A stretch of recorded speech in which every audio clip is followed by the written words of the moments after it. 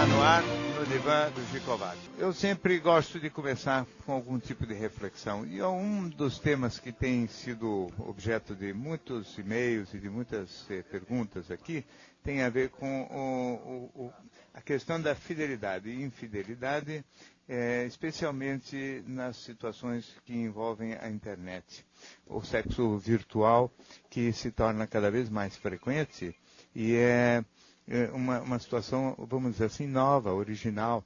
Apesar de que, de alguma maneira, o sexo como fenômeno sempre foi tratado e foi sempre visto e vivido como uma coisa muito curiosa, muito peculiar e muito pouco entendida. Até hoje entendemos muito mal. Se vocês pensarem que a questão da masturbação, ela que é fenômeno que sempre existiu, ele evidentemente e existe ao longo da vida inteira da maioria dos homens e de um bom número de mulheres, corresponde a uma prática sexual de natureza exclusivamente pessoal, onde o estímulo é um estímulo externo, imaginário, ou, no caso dos homens, uma foto, ou mesmo um filme, alguma coisa que eles assistem na internet. O que acontece hoje com uma frequência muito incomum em relação ao passado, é que muitas vezes as mulheres pegam os seus parceiros, seus companheiros, diante do computador e se masturbando em função de alguma situação erótica que eles estão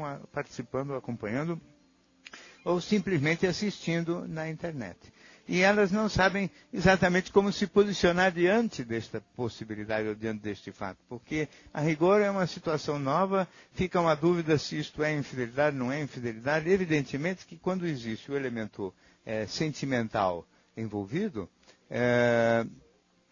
naturalmente existe a possibilidade sempre da pessoa se sentir um tanto incomodada, um tanto enciumada com o parceiro participando de uma troca de confidências ou de uma troca de conversas, ou mesmo assistindo a algum tipo de programação não interativa na internet. Mas a questão da fidelidade num assunto assim pessoal, porque o sexo, a rigor, é um fenômeno basicamente pessoal. Quer dizer, o sexo é um fenômeno essencialmente da pessoa com a própria pessoa.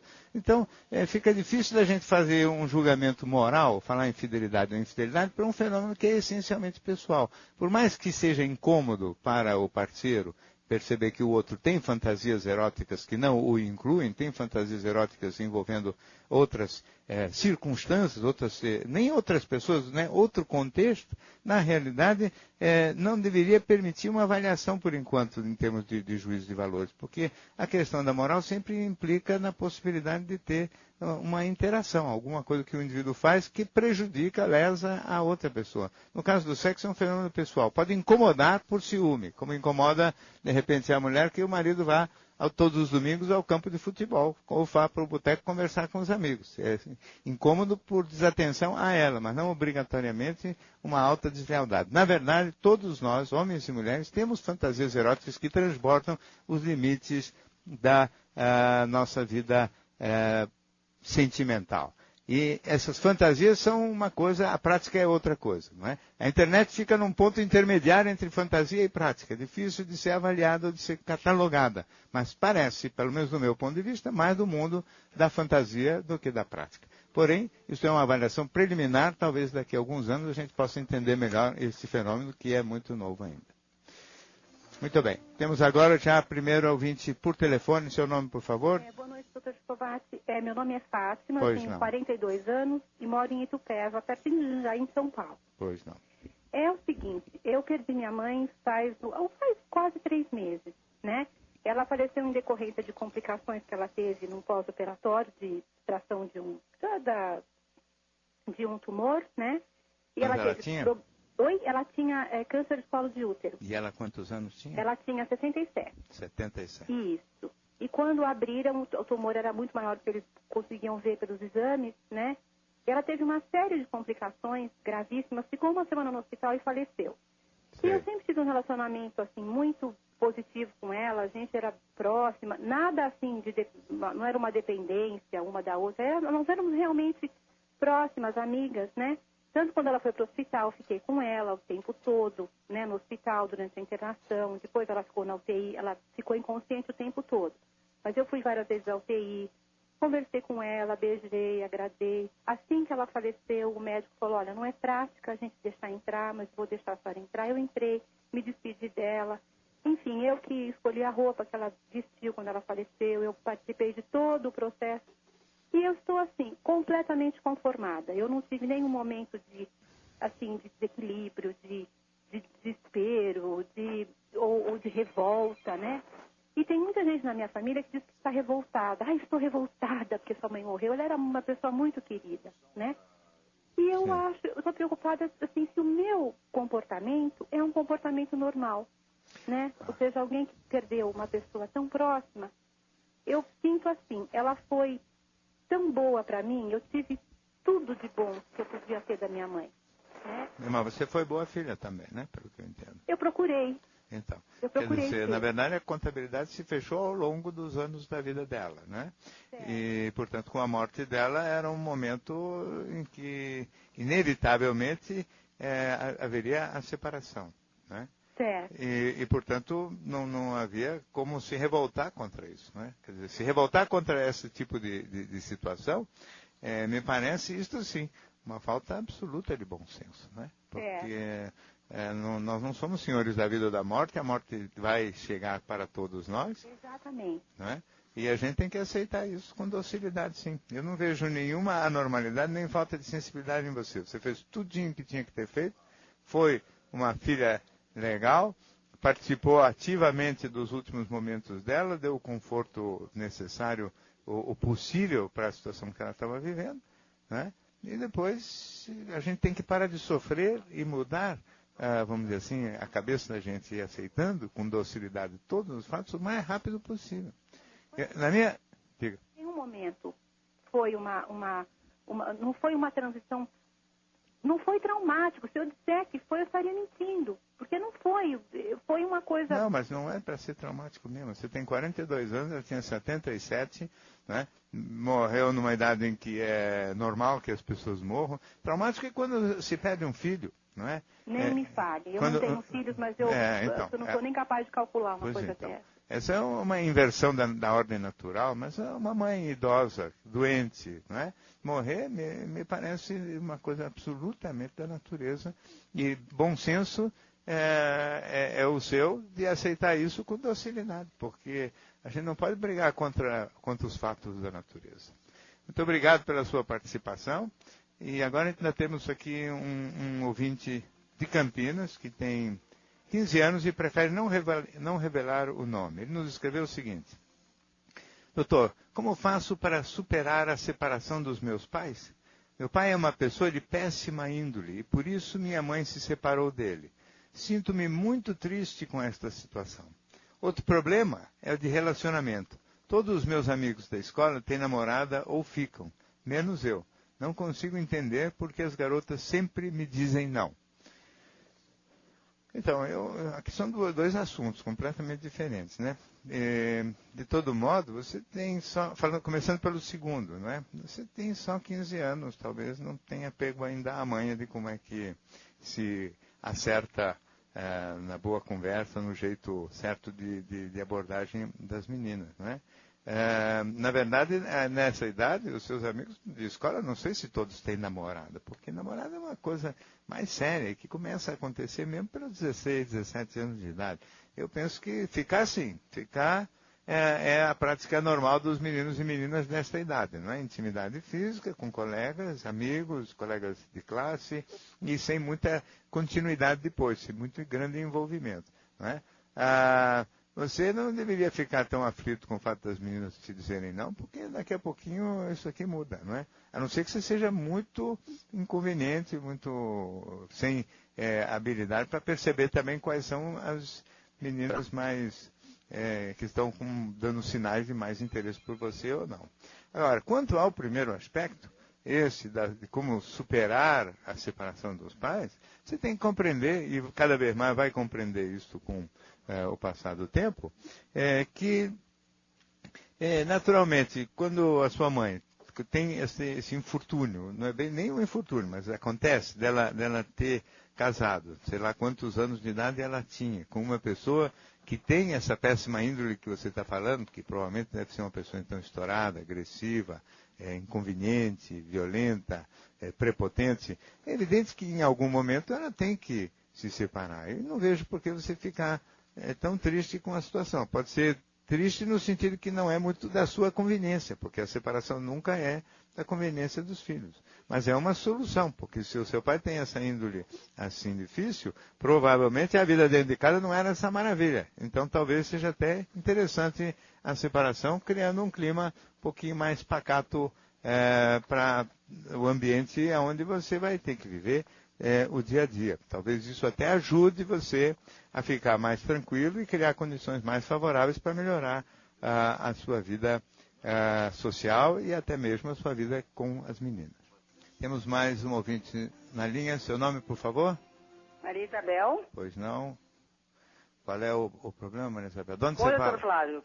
Eu sempre gostei muito das suas entrevistas, né? Recentemente ouvi o senhor num programa com a Marília Gabriela. Muito obrigado. E eu mandei-lhe uma pergunta que foi um pouco grande, não sei se eu devo fazê-la novamente. Não, você resume e me contando um pouquinho a parte essencial. Da onde você fala, Isabel? Eu sou aqui do Rio Grande do Sul. Pois não. Então. É o seguinte, eu tive um relacionamento com uma pessoa que ficou viúva, e nós conhecemos quando ele estava 6 meses de viúvo. A partir daí nós tivemos alguns problemas, que os filhos dele não me aceitaram, e a nossa relação foi muito boa até o momento que ele perdeu os empregos. Depois que ele perdeu os 2 trabalhos, ele passou a ser uma pessoa mais agressiva, mais estúpida, enfim. E nós terminamos há 6 meses, e eu, assim, como é que eu vou lhe explicar? Não consigo entender muito as razões para que isso aconteceu. O fato dele deu trabalho, não sei se pode ser uma coisa que realmente tinha nos afastado, ou comecei a me questionar o que era amor realmente, entendeu? Fiquei carente, fiquei bastante depressiva em função disso, e sei que eu tenho que passar por essa fase, né? E eu gostaria de saber qual a melhor maneira que tem, se é o tempo realmente que a gente pode superar isso. Quanto tempo vocês ficaram juntos? 2 anos. 2 anos. E neste tempo ele se mostrava bastante ligado sentimentalmente? Bastante ligado. Sim. Mas sempre foi uma coisa que eu sempre soube que ele foi muito apaixonado pela mulher dele, né? Ela morreu de câncer, foi uma morte bastante traumática, e ele sempre me deixou claro que isso era uma coisa que para ele tinha sido bastante ruim. Ele nunca, na realidade, resolveu o passado dele, de ter enterrado realmente a mulher dele, isso ele nunca fez. Por mais que tenha tentado, tentou terapia de todas as maneiras e não conseguiu. É uma dificuldade que ele teve de lidar com isso. E eu comecei a perceber que aquilo estava se tornando mais difícil no momento que ele perdeu os trabalhos, ele ficou mais em casa, então ficou mais sozinho, né? E nós tivemos uma relação bonita, muito gostosa, muito boa, mas acabou. E eu comecei a me questionar, por que as coisas acabam? Será que tem que acabar mesmo? E a gente tem que virar a página? Bom, quando acaba, tem que acabar, né, Maria Isabel? Não é obrigatório que acabe, não é todo relacionamento. Essa ideia de que o amor sempre acaba e é sempre de duração finita, não é o meu ponto de vista. Eu acho que existem muitas relações que podem realmente ter uma duração bastante longa e pode durar até mesmo, muitas vezes, a vida inteira. Mas pode acontecer e pode não acontecer. No caso dele não ter conseguido se livrar do fantasma da falecida mulher, naturalmente pode ter atrapalhado, mas às vezes também o indivíduo se apega a esta lembrança ou esta pessoa que nem está mais lá, até como uma defesa para não se soltar inteiramente no novo relacionamento amoroso, né? Principalmente se o indivíduo encontra, de repente, algumas dificuldades, em particular aquela voltada para as questões do trabalho, porque para o homem o fato de estar profissionalmente um pouco rebaixado, se sentindo diminuído, é muito relevante, né? Provavelmente o homem se sente muito inseguro, diminuído, e dificilmente consegue... quantos anos ele tem? Ele tem 57. 57. Então, nessa faixa de idade, muito raro o indivíduo conseguir se sentir bem do lado de uma mulher se ele tenha uma situação profissional que ficou prejudicada ou que ficou, de repente, pior que a dela. Porque, pelo que eu entendo também, eu li o e-mail todo, evidentemente que você tem uma situação profissional estável, né? Tenho. E, naturalmente, ele, ao perder posição, provavelmente se sentiu mal à vontade, por baixo, diminuído, e aí naturalmente tende ao rompimento. E aí não sobra para você outra alternativa, senão realmente tentar esquecer, porque essas coisas de ficar sustentando unilateralmente um relacionamento sentimental é uma coisa que a gente tem que evitar ao máximo, viu? Porque é um enorme sofrimento inútil, né? Esse das pessoas ficarem curtindo e lamentando e vivendo histórias sentimentais que já terminaram. A gente precisa ter um realismo e não acreditar e não ter ilusões. Terminou, vamos partir para outra. Valeu os 2 anos legais que vocês viveram e lamento que não tenha evoluído pelas razões que nós já conversamos. Agradeço muito a sua participação e temos aqui um e-mail de uma ouvinte que nos escreveu do Piauí. Ela tem 38 anos e ainda mora com os pais. Ela diz assim: há 6 anos gosto de um homem com quem só me comuniquei por telefone. Depois que ele resolveu terminar o relacionamento, não consegui mais arrumar outro namorado. Já disse para ele o quanto o amo, mas ele disse que sou muito inseguro e deixou claro que tem outra pessoa. Preciso de uma orientação. O senhor acha que isso é obsessão? Devo insistir ou estou perdendo meu tempo? Vale ressaltar que na minha casa meu pai me policia muito. Quase não tive namoros e eles eram escondidos, ou então eles eram escondidos. Tenho planos de morar sozinha, mas não sei como falar isso para o meu pai. Enfim, o que devo fazer? Olha, então essa história aqui um pouco é a continuação da outra, até um pouco mais complicada, porque um relacionamento de 6 anos, pelo que eu entendo, só por telefone, né? Uma situação muito incomum e muito inadequada, porque na verdade a gente tem que aceitar que as coisas aconteçam ou não de acordo com a vontade da gente, de acordo com a vontade da outra pessoa também, e quando vê que a outra pessoa não tem realmente participação, interesse, entusiasmo ou vontade, a gente tem que levar a sério as palavras da pessoa, né? Quando ele diz, claro, que você é muito insegura e que tem outra pessoa, você tem que cair fora, né? E se continuar, é obsessão sim, mas uma obsessão no mau sentido, quer dizer, fica insistindo como se você quisesse fazer acontecer exatamente tudo do seu jeito. A vida não é assim, a vida é como ela é. E a gente tem que ter a paciência, a docilidade e a sabedoria de aceitar as coisas como elas são. E o sofrimento, eu sempre digo isso, né? O sofrimento tem que ser o mínimo, o menor possível. O fato de na sua casa você ter problemas, o fato de você não ter tido muitas experiências de namoro, nada disso justifica você ficar segurando uma fantasia romântica por tempo indeterminado e por tempo continuado e sem atingir, e que provavelmente não vai atingir mesmo objetivo nenhum. Tudo aquilo que não vai para lugar nenhum, a gente tem que tentar cortar o mais rápido possível. Temos agora mais um ouvinte no telefone. Seu nome, por favor? Carlos. Carlos. De onde você fala, Carlos? Doutor, eu falo de Pablo, Minas Gerais. Pois não. E qual é o problema, então, Carlos?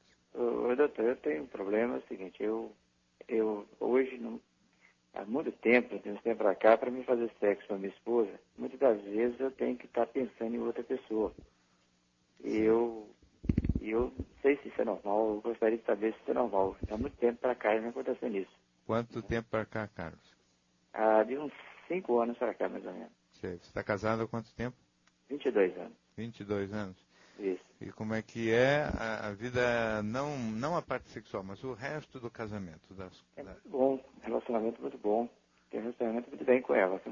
Não tem brigas? Não. Algumas discussões muito poucas, quase que normais entre os casais, né? Normais. Sabe que, na verdade, meu sonho é que a vida dos casais não tenha discussão normal nenhuma, né? Acho que toda discussão é desnecessária, né? Diferença de opinião dá para ter, né? Mas não precisa brigar. Né? É verdade. Quem é mais briguento, você ou ela? Eu. Você. E do ponto de vista sexual, se não tem nenhuma outra fantasia, nenhum outro pensamento, fica muito difícil de ter a relação ou não consegue mesmo? Não, a gente consegue. Só que a gente tem o hábito de estar fazendo todos os dias. Talvez seja essa a razão, né? Sim. 22 anos, todos os dias de relação sexual? Todos os dias. Então você já é campeão brasileiro. Já pode ficar dia sim, dia não. E talvez assim não precise de tanta fantasia, não é? Talvez eu vejo assim, talvez seja essa a razão, né? Sim. Seja a razão pelo fato da propriedade. Eu estou com 44 anos, né? E ela? E ela está com 43. Sim. E ela é uma mulher que topa essa vida sexual assim intensa? Topa. Então, eu acho que você é muito sortudo, viu, Carlos? Isso sim. E acho que, na realidade, e a sua mulher é carinhosa, participativa, tudo mais? Sim. E dessas fantasias, ela participa também ou é coisa que está só na sua cabeça? Não, só na minha cabeça. Ela não? Ela não. Ela não gosta, não precisa, ou você nem tenta conversar esses assuntos? Não, eu nem tento falar com ela, porque eu sei que ela não gosta muito, não. Não vai gostar disso. Eu já tentei, mas eu percebi que ela não gostou. Então fico só comigo mesmo. Certo. Então, Carlos, eu acho o seguinte, eu acho absolutamente... Primeiro, eu acho normal que se tenha outras fantasias durante a situação sexual, né? Como eu falei até já aqui no início, o sexo é um fenômeno muito esquisito e ele envolve coisas que vão muito para além daquilo que está acontecendo de fato. Parece que acontecem mais coisas no mundo da imaginação do que na realidade. Agora, eu acho que se você tem, depois de 22 anos, um estímulo sexual um pouco menor em relação à sua mulher, acho que ela vai preferir uma vida sexual talvez menos frequente um pouquinho, não é? Mas ao mesmo tempo mais sincero, ou seja, na relação, mesmo que vire metade do que quer dizer, dia sim, dia não, mas que seja voltado para ela, para agradar ela, para sentir ela, para ver as respostas e as reações dela, né? Porque senão, quando você está tendo relação com ela, pensando em outra pessoa, evidentemente você está muito longe dela, né? Quer dizer, podia estar também se masturbando quase, né? Então não é tão divertido, não é? Eu acho que seria muito mais interessante se vocês juntos encontrarem uma forma de ativar ao máximo também a vida íntima, mas dentro de um limite que não precisa ser esse de manter essa frequência diária às custas de fantasias que na realidade excluem ela, né? Assim ficaria uma coisa mais intensa, mais verdadeira, mais completa entre vocês dois, que é legal. Agradeço a sua participação, Carlos. E agora eu tenho aqui um e-mail do Ângelo São Bernardo do Campo, que escreveu para o programa. Doutor, sou casado há 25 anos com uma mulher que não é carinhosa, não gosta de beijar e de fazer agrados. Há semanas em que ela demonstra carinho e quando a elogio por esse comportamento, ela diz que é para eu não me empolgar muito. Será que a criação dela explica este modo de ser? A minha sogra não é carinhosa com os filhos e eles também não têm um comportamento afetivo entre eles. Isso só para Carlos, só para você ver, eu sei que você não está mais na linha, mas só para você ver que você não tem do que se queixar mesmo, não é? Porque não é todo mundo que tem esposa participativa e que topa uma vida intensa sexual como essa que você tem, não é? Na realidade, o que me parece desse e-mail que aqui é que, na realidade, a sua mulher manipula a sua situação, quer dizer, manipula a sua sexualidade. E parece assim, né, que de vez em quando quando acha que o negócio está interessante, valendo a pena, ela se solta, demonstra, depois ela trava, solta, trava, quer dizer, ela brinca um pouco de ioiô com você, né? Então, algumas horas faz você mais correndo atrás dela, outras horas ela aceita a sua abordagem, outras horas ela rejeita, quer dizer, ela brinca, manipula e manobra e usa, vamos dizer assim, o poder sensual feminino, que tem indiscutivelmente, não é? Para manipular e para brincar e de alguma maneira abusar dos seus sentimentos, né? Eu acho que não tem muito a ver só com a criação, não é? Eu acho que essa coisa de ficar tentando explicar sempre os comportamentos pelo passado, pelo estilo, pela história infantil, é um pouco de uma psicologia, um pouco, na meu ver, um tanto superada, no qual a gente tira a responsabilidade das pessoas e transfere, parece que toda a responsabilidade para a história de vida, para o passado, para a mãe, para os traumas de infância, quando na realidade eu acho que a sua esposa é absolutamente responsável por isso. E se você der uma dura mesmo, dizer, sabe, fincar o pé e dizer assim, olha, se for para ter esse comportamento assim irregular, parece que brincando comigo, não me interessa mais, você se fincar um pouco mais e for um pouquinho mais firme, provavelmente vai ter resultados muito melhores do que ela estudando todas as experiências traumáticas do passado dela. Né? Temos agora mais um ouvinte por telefone. Seu nome, por favor? Maciel. Maciel, qual é o problema? Maciel, onde você fala? Eu falo do Recife. Recife. Tá, tem um rádio um pouco alto aí atrás, hein, Marcel? Pois não, só um minuto. Então, qual é o problema, Marcel? Doutor Flávio, eu queria um conselho que me ajudasse a lidar com sentimentos contraditórios entre irmãos, né? Sim. Somos 3 irmãos aqui na minha família, todos adultos. Sou o mais novo dos 3. Qual é a sua idade? 30. E os outros 2? São mais velhos. Sei. E eu percebo assim no convívio familiar que existe muita inveja, né? Dos 2 para comigo. E eu tento manter um distanciamento crítico disso e não estou sabendo lidar, né? Eu não sei se eu devo mais valorizar o afeto, que eu também não sei se é fingido, ou o convívio familiar, né? O que o senhor queria dizer para me ajudar? Mas a inveja seria fundada no que, Marcelo? Qual é a situação que determina a inveja? Olha, eu acho que o meu desempenho como pessoa, né? Eles não conseguiram, né, ter os mesmos resultados relevantes na vida. E eu estou falando mais do ponto de vista financeiro. E profissional também? Profissional Como? Ou financeiro? Profissional ou financeiro? Os 2, né? Os 2 são atrelados, no meu caso, né? Sim. Então você teve um avanço profissional e financeiro muito distinguido em relação aos seus 2 irmãos, é isso? Que são, inclusive, como repito, mais velhos do que eu, né? Sei. Então, quer dizer, eu fico muito caído, né? Porque eu tenho um senso de família muito arraigado, mas ao mesmo tempo eu digo assim, eu tenho que me distanciar porque isso está me fazendo sofrer, a família.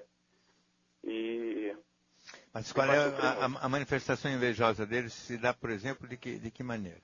Injúria, né? Injúria,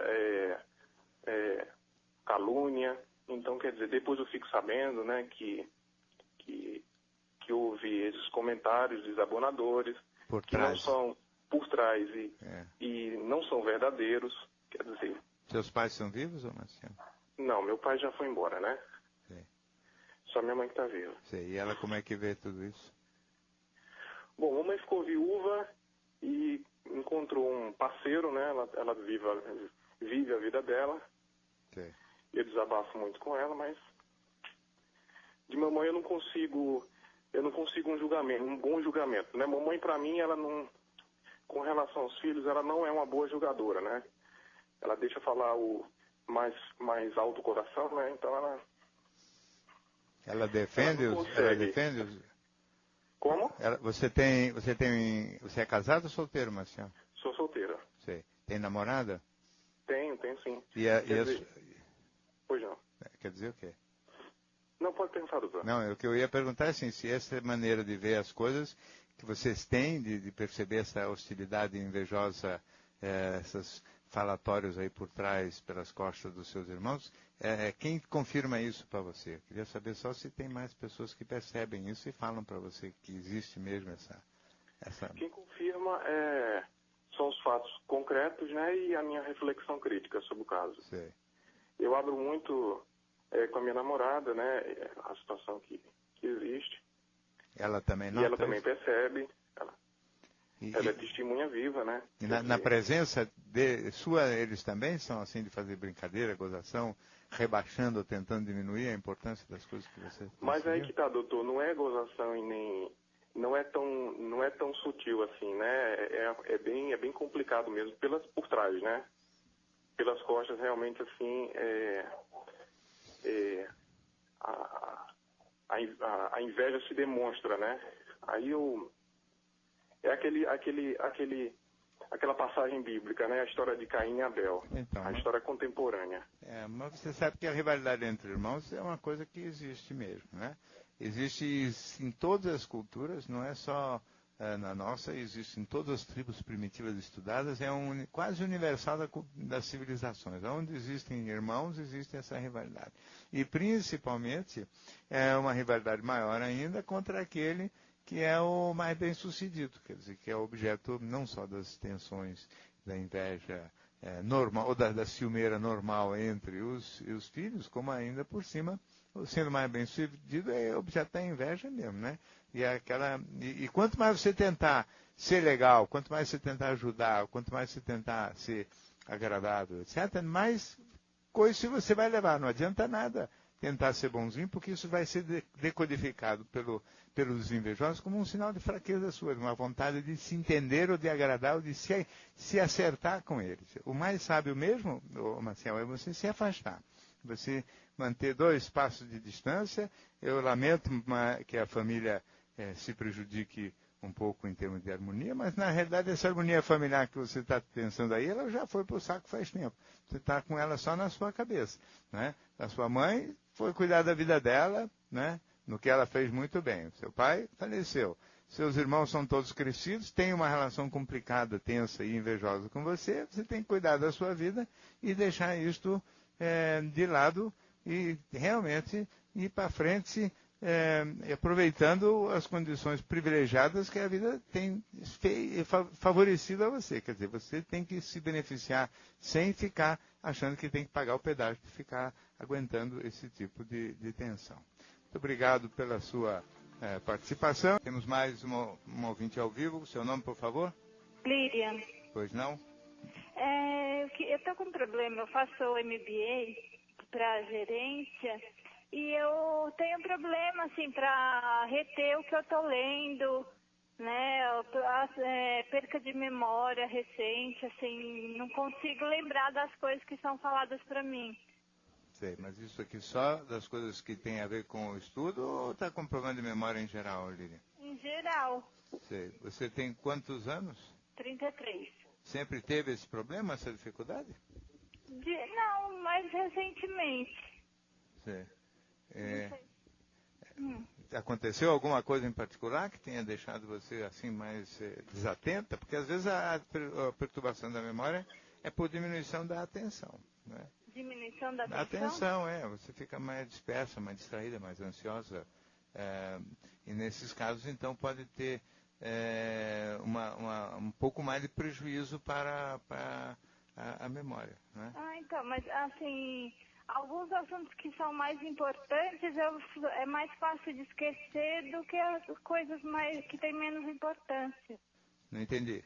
As coisas que são mais importantes eu esqueço mais fácil do que as coisas menos importantes, os assuntos mais importantes. Sei. Mas o que seriam os assuntos mais importantes? Esses que você esquece mais são os ligados ao estudo?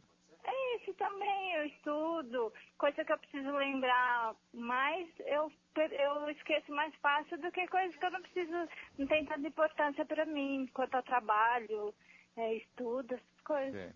Então, você deveria talvez repensar um pouquinho melhor essa questão da importância, porque parece que as coisas do trabalho e do estudo não estão com a importância que você pensa que deveria dar a elas, porque na realidade, quando interessa mesmo a você consegue guardar melhor. E parece que, portanto, as coisas relacionadas com o estudo, me parece que você está fazendo mais por obrigação do que por real gosto. De modo que aí a memória fica prejudicada mesmo. A gente, para conseguir se concentrar, precisa estar muito empolgado, entusiasmado, especialmente nos tempos de hoje, em que a memória de quase todo mundo está prejudicada por excesso de informação, excesso de coisas que a gente tem que guardar. Então, hoje, na verdade, a gente quase que só consegue reter mesmo aqueles assuntos que são do máximo interesse da gente. Faça uma reflexão séria e veja quanto, de fato, os assuntos ligados ao MBA são realmente do seu interesse. Parece que não são tanto quanto você pensa.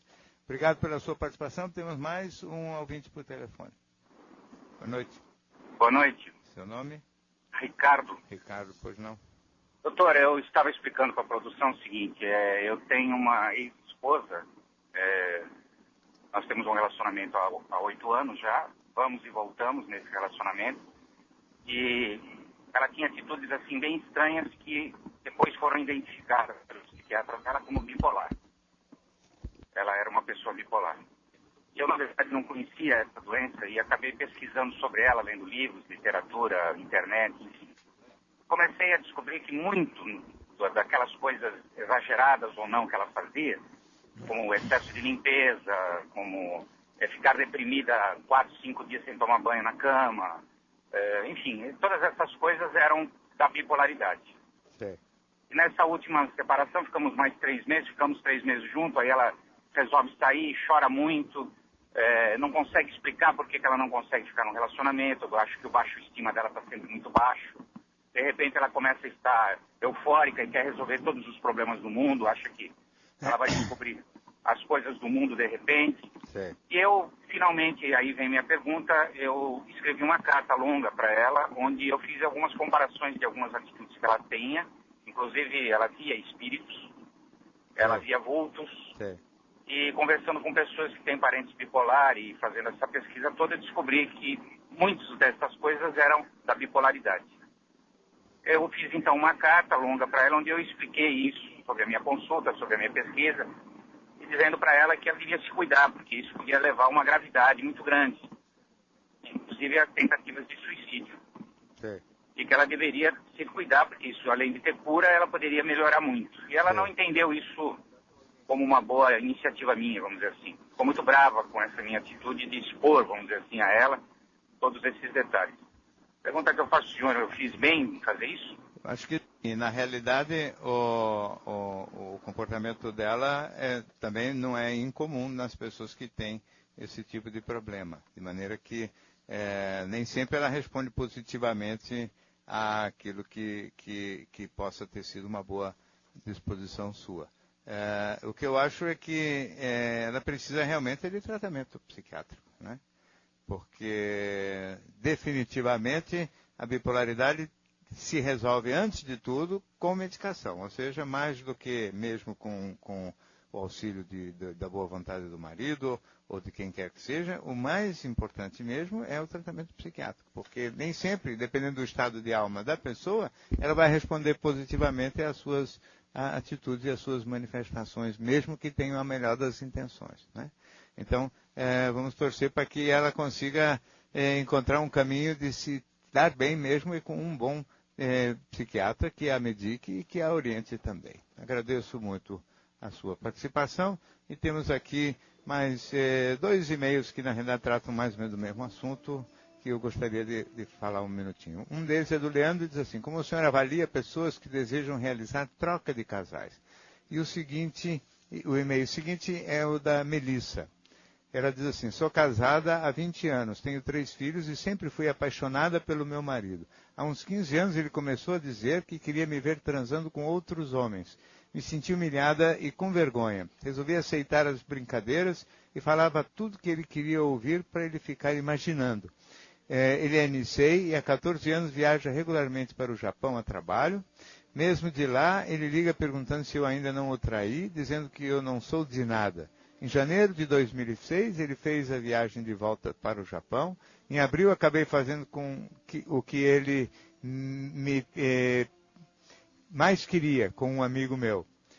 Fiz por mim e não porque ele pediu, mas não tive coragem de contar. Quando ele perguntou, eu nego. Quando ele pergunta, eu nego.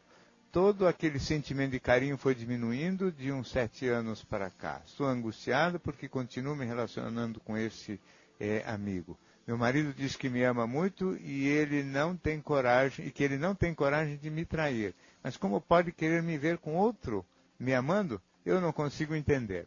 Então, na realidade são mecanismos parecidos e sempre mostram a mesma coisa que eu estava tentando falar também no início, né? Como é complexa a sexualidade humana e como uma coisa simples que corresponde a essas trocas de carícias pode se transformar numa coisa infernalmente complicada e envolver situações em que as pessoas desejam fazer experiências de vários tipos e às vezes consigo mesmo, às vezes com os seus parceiros. Na troca de casais, na realidade o indivíduo tem tanto a satisfação dele mesmo poder interagir com outro parceiro, como presenciar o seu parceiro, homem ou mulher, interagindo também com uma outra pessoa.